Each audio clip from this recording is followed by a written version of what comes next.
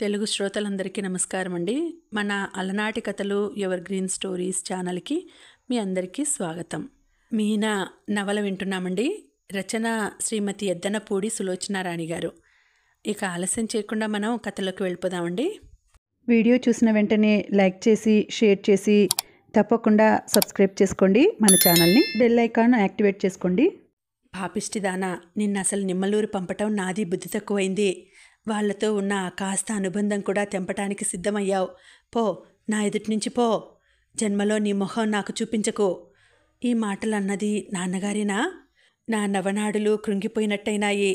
ఆలోచన శక్తి నశించినట్టు మనసు తల్లడిల్లిపోయింది. నెమ్మదిగా కలలో లేచి నడుస్తున్న దానిలా యువతలికి వచ్చాను.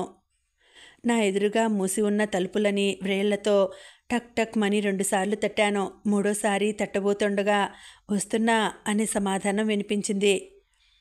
ఎవరు అంటూ తలుపులు తెరిచిన కృష్ణ గుమ్మంలో నిలబడి ఉన్న నన్ను చూడగానే భూమి తలక్రిందులైనట్టు ముఖం పెట్టాడు.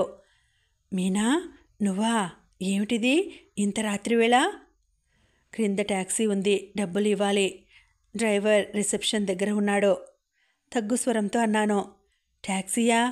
ఒక్క క్షణం మతిపోయినట్టు చూసిన అతను నన్ను లోపలికి రమ్మని పిలిచాడు. చప్పున వెళ్ళి హ్యాంగర్కి ఉన్న షర్ట్ తీసి వేసుకొని డ్రాయర్ సొరుగులాగి పర్స్ తీసుకుంటూ కూర్చో, నేనిప్పుడే వస్తాను అంటూ బయటికి వెళ్ళిపోయాడు. నేను సోఫాలో కూర్చున్నాను. ఇక్కడికి ఎలా వచ్చానో నాకే తెలియదు, కానీ రావటం అనేది చాలా మంచి పని చేసినట్టుగా అనిపిస్తోంది. నేను గదిని కలయ చూశాను. అతను పడుకొని చదువుకుంటున్నాడు కాబోలు. మంచం దగ్గర టేబుల్ లైట్ వెలుగుతోంది. చదువుతున్న పుస్తకం మంచం మీద బోర్లా పెట్టి ఉంది. నా మనసుని ఎంతగా ఇతర విషయాల మీద లగ్నం చేయాలని ప్రయత్నించినా సాధ్యం కావటం లేదు. మాటి మాటికి నాన్నగారి మాటలే గుర్తుకు వస్తున్నాయి. ఆ మాటలు గుర్తుకు వచ్చినప్పుడల్లా అవి శూలాల్లా ఒక్కొక్క కన్నీటి పొరని ఛేదిస్తున్నాయి. మనసారా ఒక్కసారి ఏడవాలనిపిస్తోంది. కానీ నేనిక్కడికి ఏడవడానికి రాలేదు. అతన్ని సలహా అడగడానికి వచ్చాను.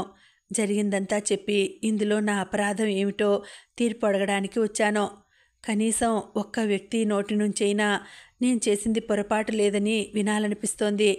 అలా వినకపోతే నాకు మనసు స్థిమితం తప్పుతుందేమోనని భయం వేయసాగింది. అసలు ఇలా ఎందుకైంది? అమ్మ చెప్పినట్టు విని బొమ్మలా ఉండక ఇలా ఎందుకు చేశాను? నేను చేసినందువల్ల అందరికీ ఆగ్రహం రావటం మినహా జరిగిందేమిటి? మోకాళ్ళ మీద చేతులు ఆనించి అరచేతుల్లో ముఖం దాచుకుని కూర్చున్నాను. ఎంత ప్రయత్నించినా కనుకొలకుల్లోకి వచ్చి నిండుతున్న నీళ్లని నిగ్రహించుకోవటం సాధ్యం కావటం లేదు. కృష్ణ తిరిగి వచ్చినట్టుగా అడుగుల సవడి, తలుపు మూసిన శబ్దం వినిపించింది. చిచి, ఏడవకూడదు. నేను పిరికిదాన్ని కాదు.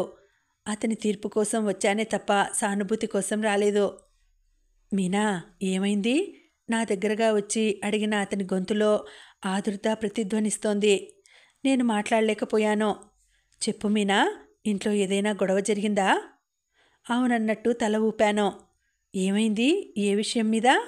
నేను సమాధానం చెప్పలేదు. క్షణం ఆగి అడగలేక అడిగాడు. నా దగ్గరకు రావడం సారథికి తెలిసిందా? నా మూలంగా ఏదైనా స్పర్ధ వచ్చిందా?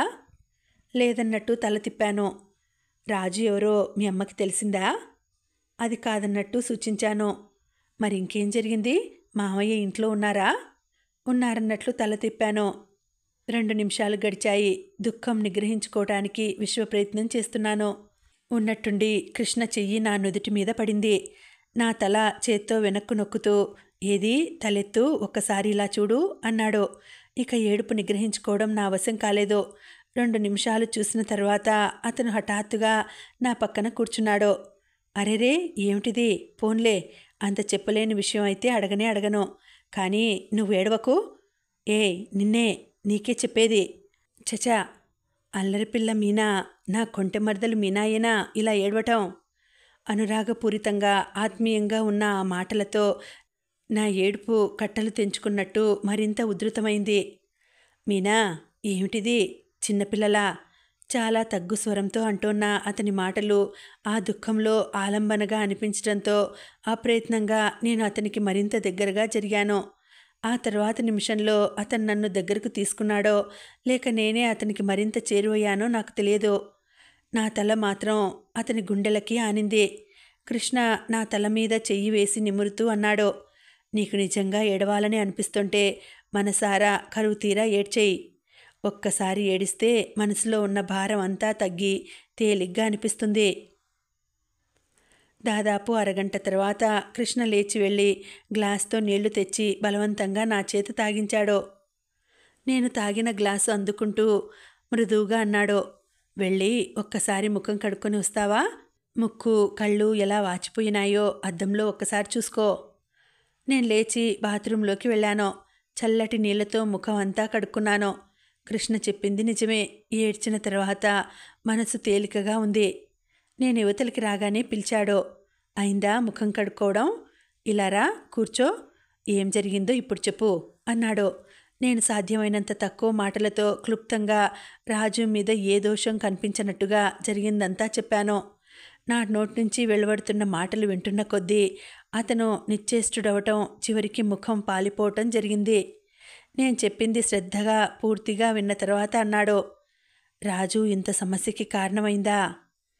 దాన్నేమీ అనకు. ఇందులో దాని తప్పేం లేదు. చేసిందంతా నేను. అయితే మాత్రం కృష్ణ కుర్చీలో నుంచి చటుక్కున లేచి ఫోన్ దగ్గరకు వెళ్ళాడు. ఏమిటిది? ఎవరికి ఫోన్ చేస్తున్నావు నువ్వు అన్నాను. మావయ్యకి. రాజుని తక్షణం ఇక్కడికి తీసుకురమ్మనమని చెప్తాను. నేను మెరుపులా లేచి అతని దగ్గరికి వెళ్ళాను. ఫోన్ లాక్కుంటూ అన్నాను, నీకెలా తెలిసిందంటే ఏం చెబుతావు? ఎలా తెలియడం ఏమిటి? నువ్వు ఇక్కడికి వచ్చావని అంతా చెప్పావని అంటాను. ఆహా, ఏం తెలివి! చాలా గొప్ప పని చేస్తావు. నేను ఇందుకేనా ఇక్కడికి వచ్చింది? మీనా. కానీ అతని కళ్ళల్లో క్రోధపు ఛాయలు తొంగి చూస్తూనే ఉన్నాయి. కానీ నాకేం భయం అనిపించలేదు. ఫోన్ పెట్టేస్తూ అన్నాను, నేను ఇక్కడ ఉన్నానని ఎవరికీ తెలియకూడదు, ముఖ్యంగా నాన్నగారికి. అందుకే నీ దగ్గరకు వచ్చాను. కృష్ణ నా ధోరణేమిటో అర్థం కానట్టు చూశాడు. మళ్ళీ ఫోన్ తీయబోయాడు. నా చెయ్యి అతని చేతి మీద బలంగా ఆనించి ఆపేశాను. నీకేమైనా మతిపోయిందా? కనీసం నువ్వు ఇక్కడికి వచ్చావని, క్షేమంగా ఉన్నావని అయినా చెప్పాలి. లేకపోతే వాళ్ళు ఈ అర్ధరాత్రి నువ్వు ఏమైపోయావోనని ఎంత కంగారు పడతారో తెలుసా? తెలుసు. నేను కోరుకునేది అదే. అలా జరగాలనే నా ఉద్దేశం. నీ మొహం. అతను నా చెయ్యి లాగివేయబోయాడు. నేను ఫోన్ చేయొద్దని చెప్తున్నాను. కోపంగా గట్టిగా అన్నాను. ఫోన్ చేయటం నా ధర్మం. నేను చేసి తీర్తాను. కృష్ణ నా చెయ్యి లాగి రిసీవర్ ఎత్తాడు. నాకు అతని తిరస్కారం చూస్తే రోషం లాంటిది వచ్చింది. హలో. కృష్ణ రిసెప్షన్కి మా ఇంటి ఫోన్ నెంబర్ ఇచ్చి కనెక్ట్ చేయమని కోరాడు. ఇదిగో ముందే చెబుతున్నా, నేను ఇక్కడ ఒక్క క్షణం కూడా ఉండను. అవతల ఫోన్ రింగ్ అయ్యి ఎవరో తీసినట్లున్నారు. కృష్ణ మాట్లాడాడు. హలో, హనుమంతరావు గారు కావాలి. ఎవరు? మామయ్యేనా? మామయ్య, నేను కృష్ణని మాట్లాడుతున్నాను. నేను ఊపిరి బిగబట్టి చూడసాగాను. కృష్ణ తలెత్తి నా వైపు చూశాడు. తర్వాత ఏమనుకున్నాడో ఏమో. మీనా ఇక్కడ ఉంది, నా దగ్గరకు వచ్చింది. మీరు కంగారు పడకండి. సరే, అలాగే. Room number 128. మీరు వెతుక్కునే శ్రమ లేకుండా నేను క్రిందకు వచ్చి వెయిట్ చేస్తాను. కృష్ణ ఫోన్ పెట్టేశాడు. ఈ సంభాషణ పూర్తిగా ఆలకించిన నేను గబగబా గుమ్మం వైపు నడిచాను. అతను రెండంగల్లో వచ్చినట్టుగా నా దగ్గరకు వచ్చి నా జబ్బ పట్టుకుని ఆపేశాడు. ఎక్కడికి వెళ్తున్నావు? మామయ్య ఇప్పుడు ఇక్కడికి వస్తానని చెప్పాడు.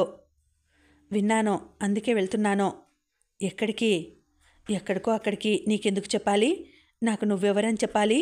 స్నేహితుడివా, ఆప్తుడివా, బంధువువా? అన్నీ.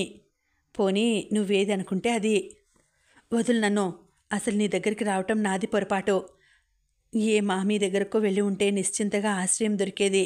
చేయి గుంజుకున్నాను. మీనా, ఏమిటి ఈ ఆవేశం? ఎవరి మీద నీ కోపం? నీ మీద. నీ మీద. నీ మీద. నువ్వు నాకు నిజమైన స్నేహితుడివని, నా మాట మన్నిస్తావని గంపడంత ఆశతో వచ్చాను. అది భ్రమ అని ఇప్పుడు తెలిసిపోయింది. నీకు నాన్నంటే ఉన్న గౌరవం నా మీద లేదు. అతని చేతులు మెల్లగా నన్ను చుట్టేసినాయి. మీనా, నీ ఇష్టం లేనిదే ఇక్కడి నుంచి మావయ్య కాదు, దేవుడు కూడా తీసుకువెళ్ళలేడు. సరేనా? నీ మాటల్లో నిజమేనన్న నమ్మకం ఏమిటి? నాకు అబద్ధాలు ఆడటం రాదన్న సంగతి నీకు తెలుసు. నేను అతని చేతులు వదిలించుకోబోయాను, కానీ సాధ్యం కాలేదు. అతని చేతుల్లో బందీగా అయిన నేను కోపంగా చూస్తూ అన్నాను, వదులు నన్ను. వదలను. జాగ్రత్త, ఇప్పుడు వదలకపోతే జీవితాంతం భరించాల్సి ఉంటుంది. నీ ఇష్టం. అతని కళ్ళల్లో ఆశ్చర్యం లాంటిది కదలాడింది. వెంటనే చేతులు పట్టు సడలబోయినాయి. కానీ మళ్ళీ ఎందుకో అంతలోకే ఆగిపోయినాయి. పర్వాలేదు, నీ బెదిరింపులకి నేనేం భయపడను. అతను నవ్వాడు. అందమైన అతని పలువరస తలుక్కుమంది. ఆ నవ్వు నిష్కల్మషంగా 1000 వెన్నెలలు కురిపించినట్లుగా ఉంది. నా చెవుల్లో కోటి వేణువుల నాదం మృదుమధురంగా వినిపించింది.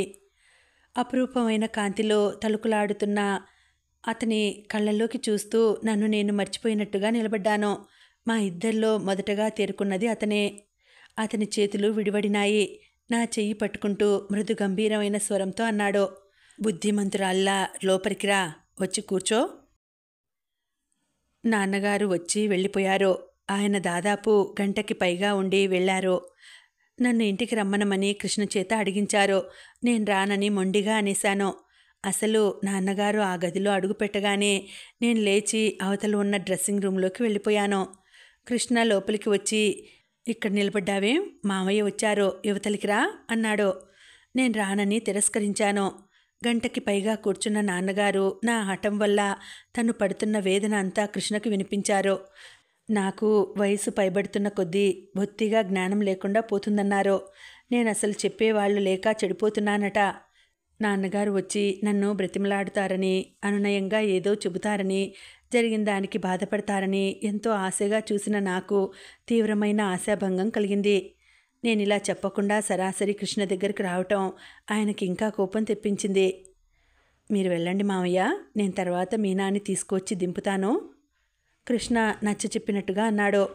ఆయన వెళ్ళిపోయే ముందు నేనున్న గది గుమ్మం దగ్గరకు వచ్చి అన్నారు, మీనా, నువ్వు చిన్న పాపాయివి కాదు, బుద్ధి తెలిసిందానివి. మీ అమ్మ నీ మీద పెట్టుకున్న ఆశలు ఒమ్ము చేయకో, నలుగురిలో నవ్వుల పాలయ్యేలా ప్రవర్తించకో. అది నీకు మాకు కూడా మంచిది కాదు, గుర్తుపెట్టుకో అనేసి వెళ్ళిపోయారు. నేనెప్పుడూ ఎరగని కర్కశత్వం ప్రతిధ్వనించింది ఆ మాటల్లో. నాన్నగారికి ఏమైంది?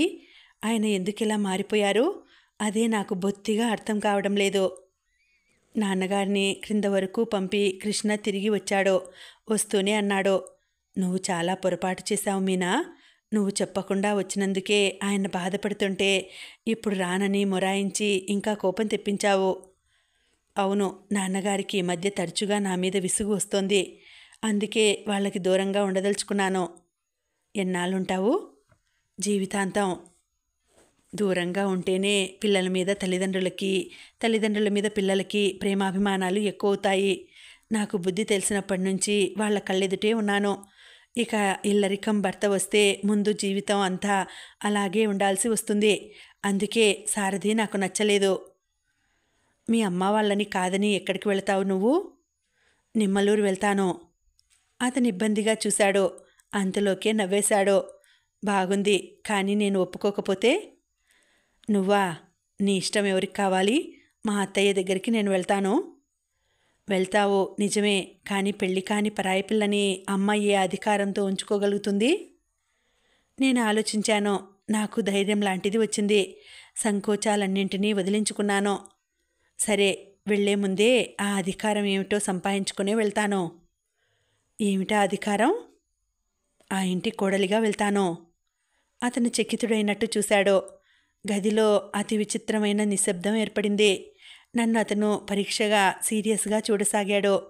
నేను తగ్గు స్వరంతో చెప్పేశాను, ఇంతకంటే ఎలా చెప్పాలో నాకు తోచటం లేదు. ఇంకేమీ అడగకుండా నా మనసు నువ్వు గ్రహిస్తే నేను ధన్యురాలిని, కృతజ్ఞురాలిని కూడా. చాలాసేపటి వరకు అతనేం సమాధానం చెప్పలేదు. నన్నేం ప్రశ్నించలేదు. మాట్లాడవేం? చివరికి నేనే అడిగాను. ఏం మాట్లాడను? తెలివిలేనట్టు నువ్వు ఏదో అనేస్తుంటే నేనేం జవాబు చెప్పను? అతను నా చెయ్యి పట్టి ఇలా కూర్చో అంటూ తనకెదురుగా ఉన్న సోఫాలో కూర్చోబెట్టాడు. ఇప్పుడు చెప్పు, సీరియస్గా మాట్లాడు అన్నాడు. నేను ఇంత క్రితం నుంచి సీరియస్గా మాట్లాడుతున్నాను. నువ్వే వినిపించుకోవటం లేదు. నేను నిన్ను ఒక విషయం అడిగాను, సమాధానం చెప్పాల్సింది నువ్వు. మీనా, నా ఉద్దేశంలో ఇది సాధ్యం కాని పని. ఎందుకని? కారణం చెప్పు. నీకు తెలియదా? మనిద్దరి జీవితాలకి హస్తిమసికాంతరం అంత తేడా ఉంది. కొన్ని ఊహలు ఊహించటానికి చాలా అందంగానే ఉంటాయి. కానీ అనుభవంలోకి వచ్చేసరికి ఆవిరిలా అంతమవుతాయి. చివరకు మిగిలేది అశాంతి, మనస్పర్ధలు. సిరి సంపదల మధ్య మల్లె పువ్వులా నాజూకుగా పెరిగిన నువ్వు. ఆ నాజుకుతనం మనసుది కాదు, శారీరకమైనది కాదు. అది వాడకుండా ఉండాలంటే నీలాంటి వాడి అండ చాలా అవసరం. నువ్వు ఊహలు అని ఏదేదో అంటున్నావు. నీ గురించి నేను ఎలాంటి ఊహలు అల్లుకోలేదు. నా కళ్ళెదుట కనిపిస్తున్నదంతా వాస్తవమే. నువ్వు డబ్బు సంగతి అడ్డు చెబుతున్నావు. నాకది పెద్ద బాట, కానీ అడ్డుగా అనిపించటం లేదు. ఈరోజు బళ్ళు, రేపు ఓడలవ్వచ్చు. ఆస్తి, అంతస్తు అన్నీ ఉన్నాయని ఏరి కోరి ఇచ్చినా వాళ్ళు బికార్లుగా మారిన సంఘటనలు నేను చూశాను. దురదృష్టం అనేది మనకు రాసిపెట్టి ఉంటే అది ఎక్కడున్నా తరుముకొని వస్తుంది. దానికి కలిమిలేములు అడ్డురావు. ఇక నీకు నచ్చ చెప్పలేను. నిస్సహాయంగా చూశాడతను. వద్దు, ఆ ప్రయత్నం మానే. అత్తకి వెంటనే మన సంగతి ఉత్తరం రాస్తానని చెప్పు. కానీ నేను రాజు పెళ్ళి అయితే కానీ చేసుకోకూడదనుకుంటున్నా. ఈ కుంటి సాకులు తీసి అవతల పారేసేయ్. రాజుకి లక్షణంగా మనిద్దరం మన చేతుల మీదుగా పెళ్లి చేద్దాం. మీనా, అతని కళ్ళల్లో సంభ్రమం లాంటిది కనిపించింది. నువ్వు కొన్ని సందేహాలు బయట పెట్టావు. నేను వాటికి తగిన సమాధానాలు చెప్పాను. ఇప్పుడు కూడా నువ్వు కాదనే అంటే నువ్వు పిరికివాడివని, మా అమ్మ నీడకి భయపడుతున్నావని, డబ్బుగల నన్ను చేసుకోవడానికి బెదురుతున్నావని అనుకుంటాను. ఇందాక సాయంత్రం నువ్వు నా ధైర్యం గురించి ఎప్పుడూ సవాల్ చేయకు అన్నావు. నేను నిజంగానే సవాల్ చేస్తున్నాను. నీలో ఉన్న శక్తి సామర్థ్యాలు, తెగింపు, తెలివితేటలు నిజం అవునో కాదో నాకిప్పుడు తెలుస్తుంది. మాటలకి మనుష్యుల చేతలకి ఎంత దూరమో ఇప్పుడు తెలుస్తుంది. కృష్ణ నవ్వాడు. నవ్వుతూనే అన్నాడు, బాగుంది ఈ బెదిరింపు. నా మెడకు ఉచ్చు బిగిస్తున్నావా? నువ్వెలాగైనా అనుకో, నాకు కావాల్సింది నీ నుంచి నిర్మోహమాటమైన సమాధానం.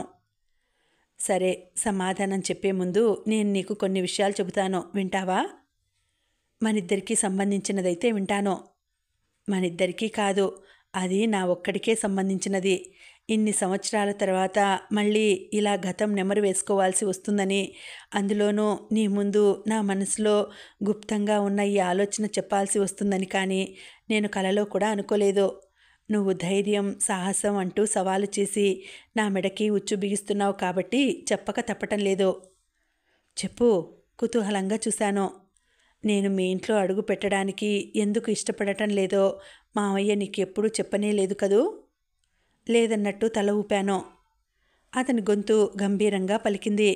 మీనా, నేను చదువు తక్కువ వాడిని, పల్లెటూరి వాడిని, మోటు మనిషినేమో కూడా. కానీ జీవితంలో ఎప్పుడైనా ఎక్కడైనా అవమానం పొందితే దెబ్బతిన్న పాములా నా మనసు ఆ సంఘటన మర్చిపోదు. అది జ్ఞాపకం వచ్చినప్పుడల్లా బుసలు కొడుతూనే ఉంటుంది. కాలం కలిసి వచ్చి అవకాశం దొరికితే కసితీరా కాటు వేస్తుంది కూడా. మీ అమ్మ నన్ను ఒక రోజున తీవ్రంగా అవమానించింది. ఆ రోజునే జన్మలో మీ ఇంట్లో అడుగు పెట్టకూడదని శపథం చేసుకున్నాను. నేను చురుగ్గా ముందుకు చూశాను. నా గుండెల్లో ఏదో భయం లాంటిది కదిలింది. కృష్ణ ముఖం గత స్మృతులు కళ్ళ వెంట కనిపిస్తున్నట్టుగా కఠినంగా ఉంది. అతను చెప్పసాగాడు. అవి నేను ఎస్ఎస్ఎల్సి చదివే రోజులు. ఇంకా పరీక్షలు అవ్వలేదు. మా ప్రాంతం అంతా పెద్ద తుఫాను వచ్చింది. శనివారం సాయంత్రం ఇంటికి వచ్చిన నేను ఆ రాత్రి కుండపోతగా వర్షం, పెనుగాలి ప్రారంభం అవటంతో స్కూలుకి వెళ్ళటానికి మళ్ళీ బయలుదేరలేకపోయాను. శనివారం సాయంత్రం ప్రారంభమైన ఆ గాలి, వర్షం వరుసగా 4 రోజులు తగ్గకుండా 24 గంటలు కురిసింది. ఏర్లు పొంగినాయి, కాలువలు కట్టలు తెగినాయి, చెట్లు, ఇళ్ళు నేల కూలినాయి. కాలు కదపటానికి వీలు లేకుండా ఎక్కడ చూసినా నీరు. ఊళ్ళన్నీ జల ప్రళయంతో బీభత్సంగా తాండవించినాయి. ఎన్నో కుటుంబాలు ఆశ్రయహీనమైనాయి. మాది పెంకుటిల్లు. ఆ వానలో గోడలు కూలి ఇల్లంతా ధారలు కురుస్తున్న ఆ చిన్న ఇంట్లో అమ్మ, నేను, పిల్లలం ప్రాణాలు అరచేత్తో పట్టుకుని ఆ 4 రోజులు గడిపాం. ఏ క్షణంలో ఇల్లు కూలిపోతుందో, ఏ నిమిషంలో మృత్యువు మమ్మల్ని కబళిస్తుందో అని గజగజలాడాం. పోతే అందరం ఒక్కసారి పోవాలి, లేకపోతే అందరం బ్రతకాలి. ఒకళ్ళు పోయి ఒకళ్ళు బ్రతికే బాధ మాకు వద్దు అంటూ దైవాన్ని ప్రార్థించాను నేను. తుఫాను తగ్గింది. మా ఇల్లు కూలకపోవటం మాతో పాటు అందరికీ ఆశ్చర్యం వేసింది. మా పక్క 2 ఇళ్ళు కూలిపోయినాయి. ఇంకో పక్క ఇంటి పైకప్పు లేచిపోయింది. వాళ్ళు పడిన అవస్థ అంతా ఇంత కాదు. అమ్మ, నేను, పిల్లలం అందరం మళ్ళీ పునర్జన్మ ఎత్తినట్లే భావించాము. కానీ బ్రతికిన సంతోషం మాకు అట్టే రోజులు నిలవలేదు. పంటలన్నీ పాడైపోయినాయి. పశువులు చాలా చనిపోవటంతో పాల చుక్కే కరువైంది. ఎక్కడ చూసినా కరువు కరువు, ఎవరి ముఖంలో చూసినా ఆకలి. ప్రభుత్వం సహాయం పంపింది, కానీ అది ఒక మూలకి కూడా రాలేదు. ఆ వచ్చింది కూడా పరపతి ఉన్న వాళ్ళకే అందింది. ఎలాగో అతి కష్టం మీద ఇల్లు బాగు చేసుకున్నాం. బజార్లో అన్ని వస్తువులు మండిపోతున్నాయి. మా చేతిలో చిల్లి గవ్వలేదు. 1 రోజు 2 రోజులు కాదు, వారాలు తరిగిపోసాగినాయి. అక్కడికి ఊళ్ళో కాస్తో కూస్తో ఉన్నవాళ్ళు 10-25 సాయం చేశారు. కానీ అది ఏ మూలకి? ఇంట్లో ఉపవాసాలు మొదలైనాయి. మణి, మధు, మరీ చిన్నపిల్లలు ఆకలికి ఉండలేక పిచ్చి పట్టినట్టు ఏడ్చేవాళ్ళు. ఒక్కోసారి ఏడ్చి ఏడ్చి మధు ప్రాణం కడబట్టింది. అమ్మ చివరికి మామయ్య పేరు మీద ఉత్తరం రాసి డబ్బు పంపమని కోరింది. అప్పటికే మీకు మాకు మనస్పర్ధలు ఉన్నాయి. ఆ ఇంటి మీద కాకి ఈ ఇంటి మీద వాలటం లేదు. అయినా సరే అమ్మ అభిమానం విడిచి మామయ్యకి 2 ఉత్తరాలు రాసింది. వాటికి జవాబే రాలేదు. మామయ్యకి ఆ ఉత్తరాలు అంది ఉండవని, అందితే డబ్బు తప్పకుండా పంపి ఉండేవాడని అమ్మ దృఢ నమ్మకం. చివరికి నాన్న గుర్తుగా ప్రాణప్రదంగా దాచుకున్న ఉంగరం అమ్మేసి నన్ను హైదరాబాద్ వెళ్ళి మామయ్యకి మన విషయం చెప్పమని పంపింది. నేను బయలుదేరేటప్పుడు మధుకి జ్వరం. మాగన్నుగా స్పృహ లేకుండా పడి ఉన్నవాడిని చూస్తే నేను తిరిగి వచ్చే వరకు వీడు దక్కుతాడా అని భయం వేసింది. ఎలాగో మొండి ధైర్యం తెచ్చుకొని బయలుదేరాను. హైదరాబాద్ వచ్చాను. ఈ ఊరు అంతకుముందు 2 నెలల క్రితమే స్కూల్ తరపున ఎక్స్కర్షన్కి నేను రావడంతో ఆ రోడ్డు అవి తేలికగానే తెలిసినాయి. మీ ఇల్లు సులభంగానే కనుక్కోగలిగాను. ఆ రోజు నేను వచ్చేసరికి మీ ఇల్లంతా చాలా సందడిగా అటూ ఇటూ తిరుగుతున్నారు. నేను హనుమంతరావు గారు కావాలని అడిగాను. మీ తాయారమ్మ కన్నులు ఎగాదిగా చూసి ఎవరు నువ్వు అంది. మాసిన బట్టలతో పేదరికం ఓడుతూ వచ్చిన నేను ఆయన మేనల్లుడిని అని చెప్పుకోవడానికి సిగ్గుపడ్డాను. అయినా చెప్పక తప్పలేదు. తాయారమ్మ లోపలికి వెళ్ళి చెప్పగానే మామయ్య యువతలికి వచ్చారు. నన్ను చూడగానే ఇదేమిట్రా కృష్ణ, ఇప్పుడు వచ్చావు అంటూ ఆదుర్దాగా అడిగారు. క్లుప్తంగా మాకు వచ్చిన ఇబ్బంది అంతా చెప్పాను. నేను చెబుతుంటే మామయ్య కళ్ళల్లో గిర్రున నీళ్లు తిరిగాయి. నేను ఊళ్ళో లేను, కలకత్తాకి వెళ్ళి నిన్ననే తిరిగి వచ్చాను. రేపో ఎల్లుండో బయలుదేరి నిమ్మలూరు వద్దామనుకుంటున్నాను అన్నాడు. నన్ను లోపలికి రమ్మనమని ఆదరంగా తీసుకెళ్లాడు. అక్కడన్నీ పిండి వంటలతో భోజనాలు వడ్డించి ఉన్నాయి. రారా, ఈరోజు మీనా పుట్టినరోజు అన్నాడు. నువ్వు పట్టు పరికిణి జాకెట్తో ఒంటి నిండా దగదగలాడే నగలతో ఎవరో ఆడవాళ్ల మధ్య ఉన్నావు. మామయ్య భోజనానికి పంక్తిలో కూర్చోమని చెప్పాడు. కానీ ఇంతలో మీ అమ్మ అక్కడికి వచ్చింది. అక్కడెవరు కూర్చోమన్నారు నిన్ను? లేలే, అవతలి గదిలోకి వెళ్ళు, అక్కడున్నాయి విస్తళ్ళు అంటూ కసిరింది. నేను లేచి అవతలి గదిలోకి వెళ్ళాను. వెదవ బట్టలు వాడును, బికారి వెదవలా అని విసురుగా వినిపించింది. నేను రివ్వున వెనక్కు తిరిగాను. నా గుండెలు మండిపోయినాయి. అక్కడ చేతికి అందినది తీసి ఆవిడ ముఖం మీద విసిరి కొట్టేవాడినే. కానీ ఇంతలో వంట బ్రాహ్మణుడు పక్కకు తప్పుకోవయ్యా అని అరవటంతో అవతలికి వెళ్లాల్సి వచ్చింది. నేను భోజనం చేయలేదు. తర్వాత మామయ్య అడిగితే చేశానని చెప్పాను. ఆ సాయంత్రం ట్రైన్కి వెళ్ళిపోతానని చెప్పాను.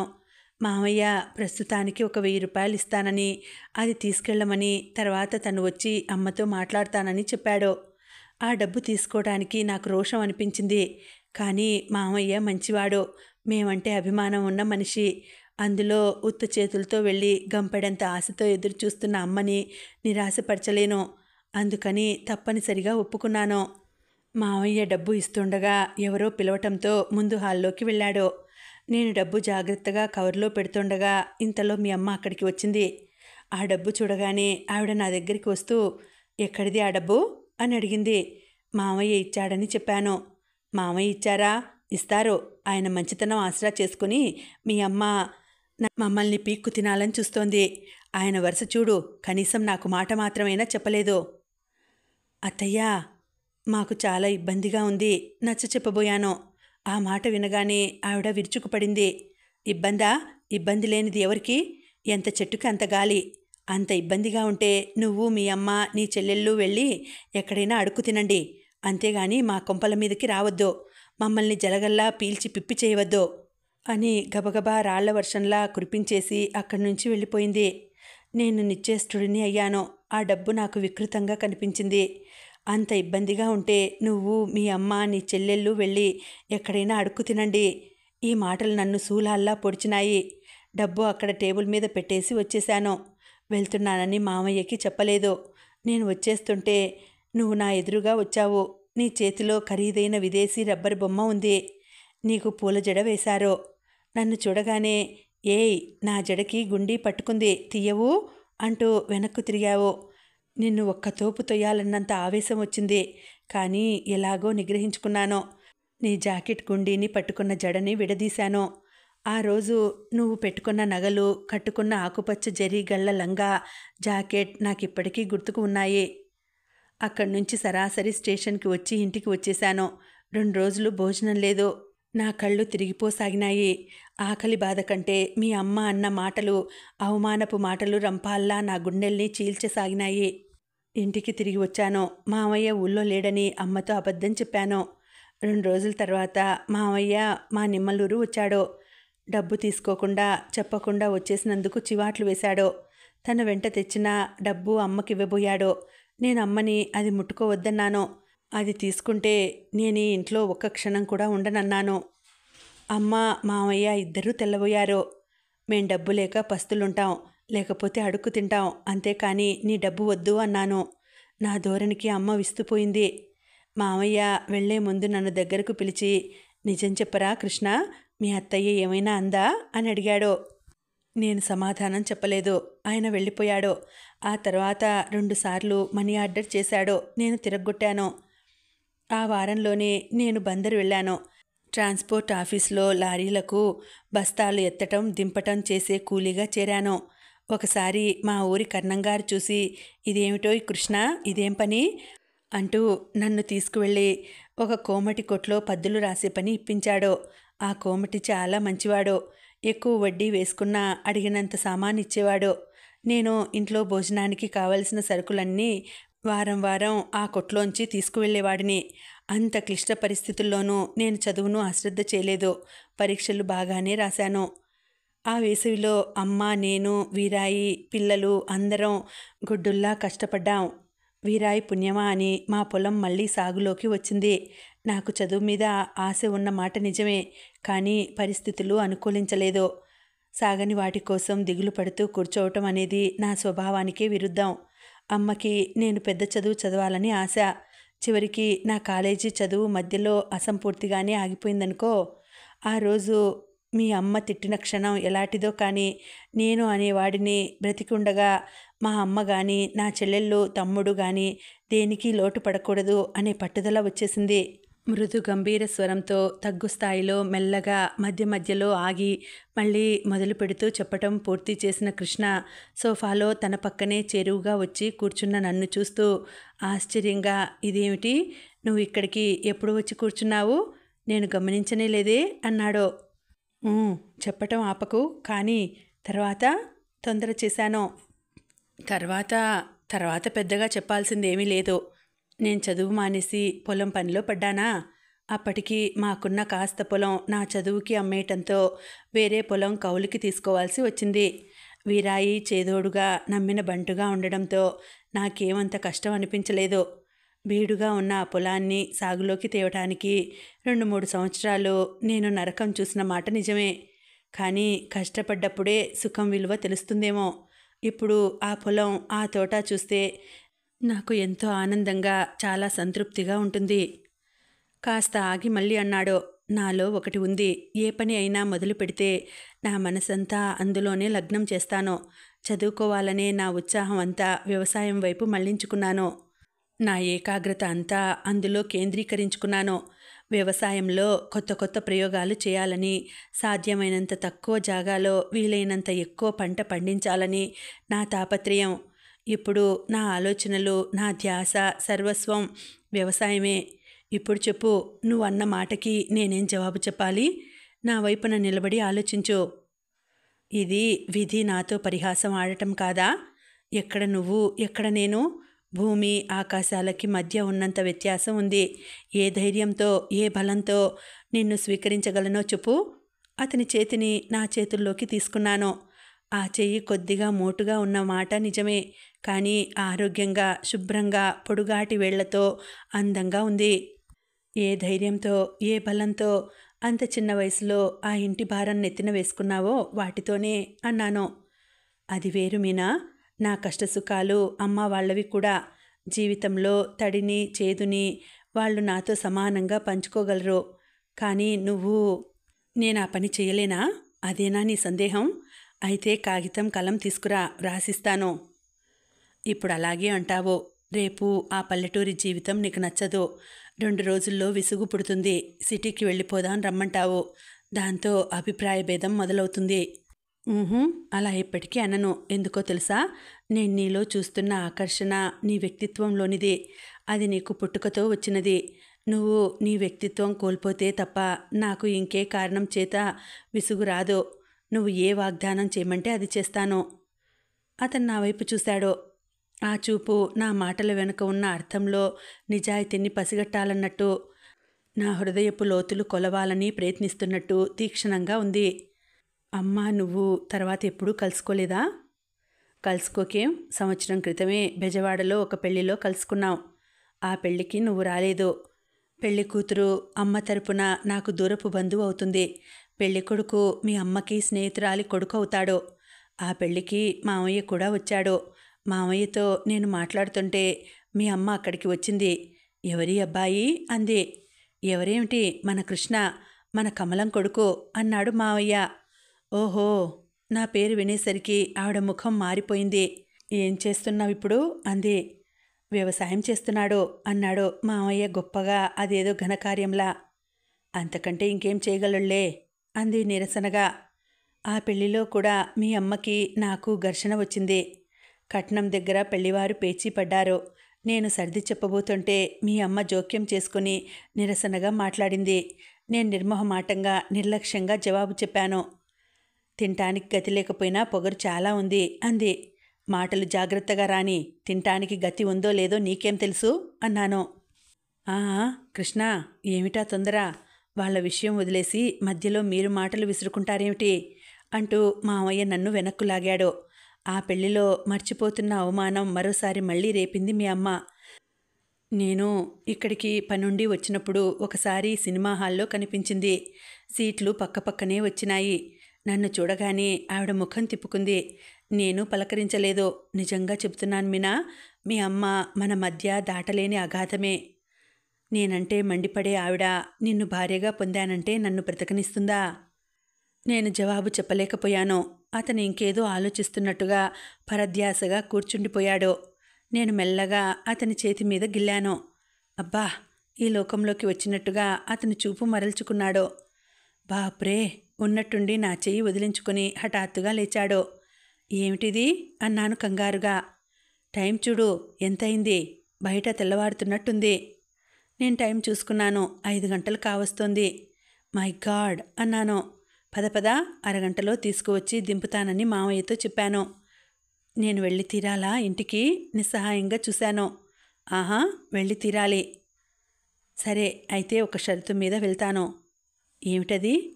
నువ్వు నా కాబోయే భర్తవి. నీ మాట మన్నించటం నా ధర్మం కాబట్టి వెళతాను. కృష్ణ కళ్ళు రెపరెపలాడినాయి. అనిర్వచనీయమైన భావోద్వేగం బలవంతంగా నిగ్రహించుకున్నట్టు అతని దవడ ఎముక కదలాడింది. నా 2 చేతులు పట్టుకొని సోఫాలో నుంచి లేవదీశాడు. అతని కళ్ళలో బాధ, ఆనందం మిళితమైన భావం కనిపించింది. మీనా, ఆర్థికపరమైన వ్యత్యాసాలు మనిద్దరి మధ్య లేకపోయినట్టయితే నిజంగా నిన్ను ఎత్తుకుపోయి పెళ్లి చేసుకుని ఉండేవాడిని. అంతస్తుల భేదం నన్ను నిర్దయగా వెనక్కు లాగుతోంది. కానీ లేకపోతే నేనెవరికీ భయపడేవాడిని కాదు. చివరికి మీ అమ్మకి కూడా. ఇప్పుడు మాత్రం ఏమైంది? నువ్వు నన్ను ఎత్తుకుపోయే బదులు నేనే నీ దగ్గరికి పారిపోయి వస్తున్నానుగా. ఏదైనా ఒకటే. ఒకటి ఎలా అవుతుంది? ఎప్పటికీ కాదు. ముమ్మాటికి కానే కాదు. ఆ సాహసంలో ఉన్న ఆనందం ఈ లొంగిపోవడంలో ఎలా వస్తుంది? రాదు. పద, ఇలా మాట్లాడుతూ ఉంటే రోజులే గడిచిపోయేలా ఉన్నాయి. నేను సారథిని తీసుకొని 10 గంటలకి మళ్ళీ వస్తాను. అతన్ని నీకు పరిచయం చేస్తాను. అతనితో నువ్వు మాట్లాడు. అతను కొన్ని విషయాలు చెబుతాడు. నువ్వు కొట్టి విను. ఒప్పుకో, అంతే. చిత్తం అలాగే. అతను అది ఏ విషయం అని నన్ను నిలదీయనందుకు సంతోషించాను. కృష్ణ ట్యాక్సీలో నన్ను మా గేటు ముందు దిగవిడిచి వెళ్ళాడు. ఇంకా బాగా తెల్లవారలేదు. అప్పుడప్పుడే వెలుగురేఖలు వస్తున్నాయి. కాకులు కావు కావుమంటున్నాయి. నేను చిన్న గేటు తీసుకుని మెల్లగా లోపలికి అడుగుపెట్టాను. రాత్రంతా నిద్ర లేకపోయినా నాకు అలసటే లేదు. మనసంతా తేలికగా హాయిగా ఉంది. అన్ని గంటల సేపు అతని దగ్గర కూర్చోవటం, ఆ చనువుతో కూడిన సంభాషణ నాకు స్వర్గంలా ఉంది. మెల్లగా లోపలికి వస్తున్న నేను హఠాత్తుగా ఆగిపోయాను. ఎదురుగా ఇంటి తలుపులు బార్లా తెరిచి ఉన్నాయి. వరండాలో పడకుర్చీలో ఎవరో పడుకుని ఉన్నారు. ఎవరు? అమ్మ కాదు కదా. నా భయానికి నాకే నవ్వు వచ్చింది. అమ్మ అయితే నేను ఇంట్లో లేనని తెలిసి ఊరుకుంటుందా? ఆ పడకుర్చీలో వ్యక్తి హాయిగా నిశ్చింతగా నిద్రపోతున్నాడు. మెల్లగా అడుగులు చప్పుడు కాకుండా దగ్గరకు వెళ్ళాను. నా ఊహే నిజమైంది. నాన్నగారు నా కోసం ఎదురు చూస్తూ పడకుర్చీ వేసుకొని వాకిట్లో కూర్చొని ఉన్నారు కాబోలు. నిద్ర పట్టేసినట్టుంది. నేను మెల్లగా నాన్నగారి పక్క నుంచి లోపలికి వెళ్ళిపోయాను. అమ్మయ్యా, ఒకవేళ ఆయన లేచిన తర్వాత ఎప్పుడొచ్చావు అని అడిగితే అప్పుడే వచ్చేశాను అని చెప్పవచ్చు. లోపల హాల్లోకి వచ్చాను. తాయారమ్మ అప్పుడే లేచినట్టుంది. తుమ్ముతోంది. ఆవిడ నిద్ర లేవగానే కనీసం అరడజనైనా తుమ్ములు హాచ్ హాచ్ అని తుమ్ముతుంది. అమ్మ ఎప్పుడైనా అది వింటే ఛీ వెదవ కుంక అని తిడుతుంది. తాయారమ్మ లేచింది. పైకి వెళ్ళే ప్రయత్నం మానుకున్నాను నేను. అక్కడ ఉన్న పెద్ద సోఫాలో కూర్చున్నాను. చెప్పులు వదిలి సోఫా క్రిందకి తోసేశాను. తర్వాత సోఫాలో గోడ వైపుకి తిరిగి పడుకున్నాను. నేను ఊహించిందే నిజమైంది. తాయారమ్మ తుమ్ముతూనే హాల్లోకి వచ్చింది. అదేమిటి అమ్మాయి గారా ఇక్కడ పడుకున్నారు అంటూ నన్ను పలకరించింది. నేను నిద్రపోతున్నట్టు కదలలేదు, మాట్లాడలేదు. బయటికి వెళ్ళిన తాయారమ్మ అరే బాబుగారు వరండాలో నిద్రపోతున్నారే అనుకుంటూ లోపలికి రావటం వినిపించింది. 10 నిమిషాల తర్వాత నాకు గాఢమైన నిద్ర పట్టేసింది. ఇంకా ఉందండి, కథ కొనసాగుతుంది. మళ్ళీ వచ్చే వీడియోలో తర్వాతి భాగం తెలుసుకుందామండి. అంతవరకు సెలవు. నమస్తే.